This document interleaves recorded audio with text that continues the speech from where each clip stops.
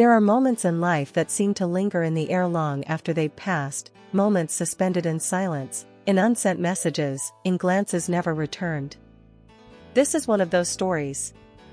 It all began not with a fight, but with a feeling. A quiet distance.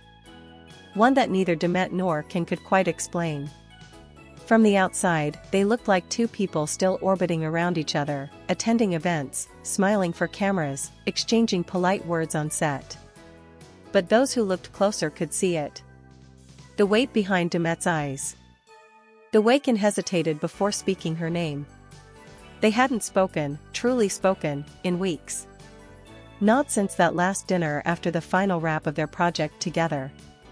That night, they sat across from each other, surrounded by friends and laughter. But they might as well have been in different worlds. Demet held her phone in her hand more than once that night, typing and deleting messages she knew she wouldn't send. Can watched her from the corner of his eye, catching the flicker of emotion on her face. He wanted to reach out. But something held him back. Pride? Fear? Or maybe the knowledge that the silence had grown too loud to ignore. Later that night, alone in her apartment, Demet sat on the edge of her bed, the city lights flickering through the window. She scrolled through their old messages, lines filled with laughter, inside jokes, voice notes filled with whispers and promises. Now, the chat was quiet. Just her last message, left unread. No reply. She whispered into the dark, as if he could hear her, just say something, but he didn't. Their story had always been full of intensity, two people drawn to each other like fire and wind. They created storms together, both on screen and off. And yet, they never defined what they were. Not really. Not in a way that made sense outside their bubble. Demet had always been the one to feel deeply, to write her feelings down, to send that long message in the middle of the night. And Can was the kind who would feel everything but say nothing. He loved in silence, carried his wounds like armor, and left too many things unsaid. It had worked, until it didn't. And now, they were here. Caught in the silence between two people who once meant everything to each other. The kind of silence that felt like standing in the middle of a crowded street, screaming into the noise and hoping someone, anyone, would turn around. Demet had started writing the message days ago. The one she knew would be her last. Not because she wanted it to be. But because holding on had begun to hurt more than letting go. The message wasn't angry. It wasn't dramatic. It was honest. Painfully so. I don't even know if you'll read this, Can. Maybe you will. Maybe you won't. But I need to say it anyway. She paused, stared at the blinking cursor, then continued. I waited. Longer than I should have. For a call, a sign, a moment where you'd look me in the eyes and tell me we mattered. That all of this wasn't just a beautiful illusion. But maybe you didn't feel it the way I did. Or maybe you did, and that's what scared you. You were always better at silence. I was always the one who needed words. It wasn't just a message. It was closure, one she'd have to give herself. She didn't send it. Not yet. She read it over, again and again, as if she was afraid it would become real once it left her phone. Outside, the rain began to fall. Istanbul at night had always made her feel both infinite and invisible. She thought of the first time he held her hand in the back of the van after a long shoot. No cameras, no audience. Just them. And how that one touch had meant more than anything they ever said. And now, she was writing him a goodbye he wouldn't even see coming. Meanwhile, Can wasn't sleeping either. He sat in his apartment, scrolling through her photos on his phone. Not the public ones, he had those, too, but the private ones. The silly selfies, the blurry shots she sent when she missed him. The videos of her laughing at something he said off camera. He thought about texting her. More than once. He even opened the chat. Are you okay? I miss you. I'm sorry. But he deleted every version before it was sent. What was he supposed to say after everything? That he was scared? That he didn't know how to be close to someone without eventually pulling away? That sometimes he felt like she deserved someone better, someone more open, less conflicted? Instead, he sat in the dark, watching her laugh in a video from last year, and whispered into the quiet, "Why didn't I just tell you how much you meant to me?" Demet didn't sleep much that night. And when the morning came, she knew it was time. No more rewrites. No more waiting. She opened the message again, made one final change. Adding just one more line at the end, "If you ever think of me, I hope it's with kindness. That's all I ever wanted, from the beginning until the end." She hit send. And just like that, it was done. The message was sent at 6:47 a.m. Demet didn't wait for a reply. She placed her phone face down on the kitchen counter, made herself a coffee she wouldn't drink, and sat by the window watching the light rise over Istanbul. Some mornings carry a different kind of weight. That morning, she felt like she had laid down something she had carried for far too long. It didn't feel like peace, but it felt like breathing after holding it in. Ken didn't see the message right away. He had turned off his phone the night before, trying to shut the world out. But around 9 a.m., something pulled him back. A feeling. That nagging sense that something was ending. He turned on his phone, not expecting anything. And then he saw it. "Demet Özdemir, I don't even know if you'll read this, Can." He stared at it for a long time before opening it. His heart started racing before he even read the full message. It was long. Unfiltered. Vulnerable. And it was goodbye. He read it once. Then again. By the third time, his hands were shaking. He stood up and walked to the window, staring at the same city she had looked at just hours earlier. Everything suddenly felt too loud. Too quiet. Too late. Ken sat back down. He opened the message again and hovered his thumb over the reply box. What was there to say? "Wait, don't go? I didn't know you felt that way. I should have said something sooner." None of them seemed enough.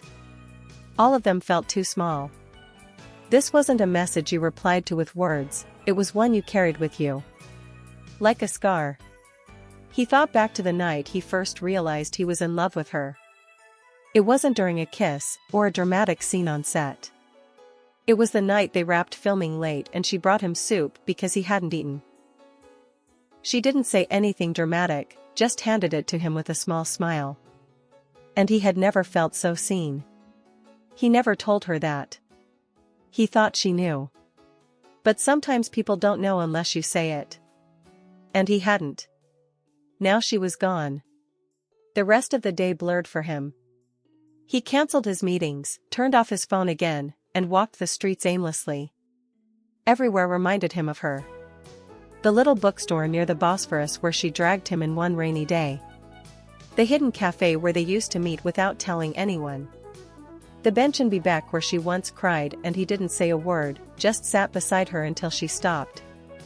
Now, he wished he had said something. Anything. Sometimes, silence speaks. But sometimes, silence kills. And this time, it had killed what they had left. Demet didn't expect a reply. And none came. Instead, she spent the day in stillness. She walked through her apartment slowly, touching objects that reminded her of him. The book he had once left at her place, with a note in the margin, "This line made me think of you." The hoodie he had forgotten after a night shoot. The candle they both liked, now burnt down to the bottom. She lit it anyway. Sometimes you light a memory even when it's already gone. She thought she might cry. But no tears came. Not now. The crying had happened weeks ago, in silence, in waiting, in hoping for something that never came. Now, she was just empty. Like the space he once filled. The next morning, Ken typed something. Demet, he deleted it. He tried again. I read your message. I don't even know what to say. You're right. About everything. Delete it again. He opened her profile. Her last story was a sunset. Quiet. Beautiful. Distant. He wondered if it was for him. Or if it was her way of saying, "I'm moving on." He knew her well enough to know she would never post something without a reason. That night, he wrote a message in his notes. Not to send. Just to get it out. "I never knew how to love you the right way. You were always braver than me. You spoke when I stayed quiet. You felt when I hesitated. I thought we had time.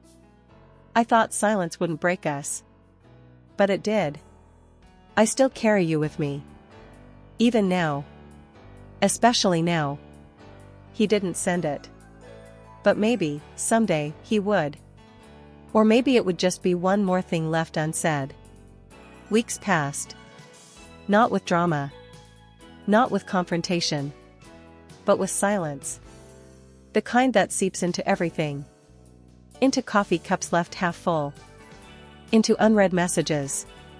Into the songs that once meant something and now sting a little too much. Demet didn't hear from him.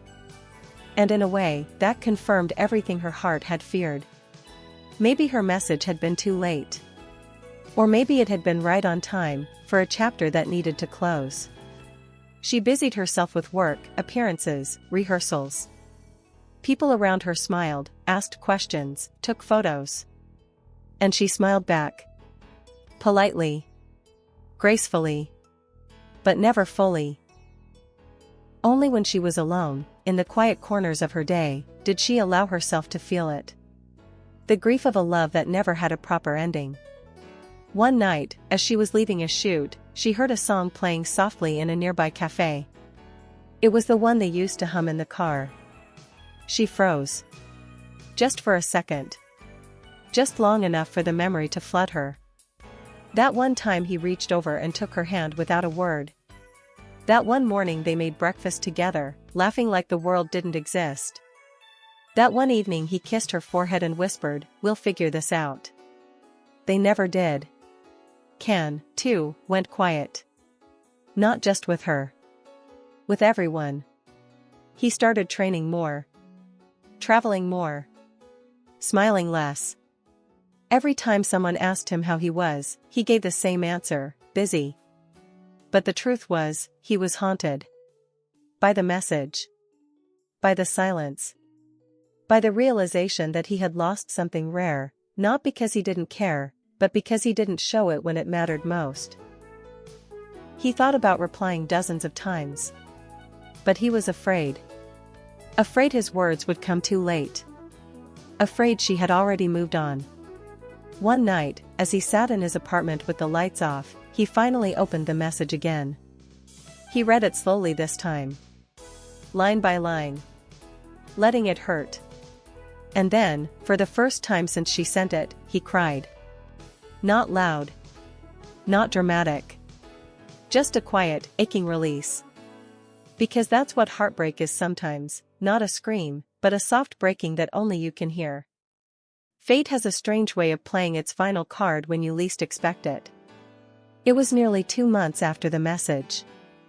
Demet was leaving a small charity event. She had stayed longer than she planned, mostly to avoid going home to her empty apartment. She stepped outside into the cool night air, wrapped her coat tighter around herself, and saw him. Can standing across the street. Alone. Neither of them moved for a moment. Time didn't stop. But it did slow down. Just enough for both of them to feel that rush of everything they hadn't said. He didn't smile. She didn't wave. But their eyes met. And something passed between them. A recognition. A shared memory. A goodbye that didn't need words. And then, he crossed the street. Hi, he said softly, almost unsure if it was okay to speak. Hi, she replied. The silence that followed wasn't like the silence they had lived in for weeks. This one was full of weight. Of meaning. I got your message, he said. I know. I didn't reply, he added, voice breaking slightly. I didn't know how. I figured, she whispered. I'm sorry, he said finally. She looked at him, her expression unreadable. But her eyes were tired. Not angry. Not bitter. Just tired. I didn't send it to get an answer, she said. I sent it so I could finally let go. That hit him harder than anything else ever could. You meant everything to me, he said suddenly. Even if I didn't show it the right way. Even if I stayed quiet. I know, she said again. But love, it needs sound. It needs to be heard. And with that, she gently touched his arm, gave him the faintest smile, and turned to walk away. He stood there for a long time, watching her disappear into the night. She didn't look back. And he didn't call after her. Some endings don't need closure. They just need to be remembered. Demet never deleted his message thread. It remained in her phone. A quiet space filled with what once was. Sometimes she scrolled back, not to feel pain, but to remember that it had been real. She never regretted sending the final message. Because sometimes, the bravest thing you can do is say what your heart holds, even if it ends in silence. As for Can, he kept the hoodie she once stole from him and returned with a scribbled note inside. He never wore it. But he never let it go either. Demet Özdemir's final message to Can, before it was all over, wasn't just about the message. It was about everything that surrounded it, the silences. The almosts. The things left unsaid. And the love that once was, too deep, too fragile, too late.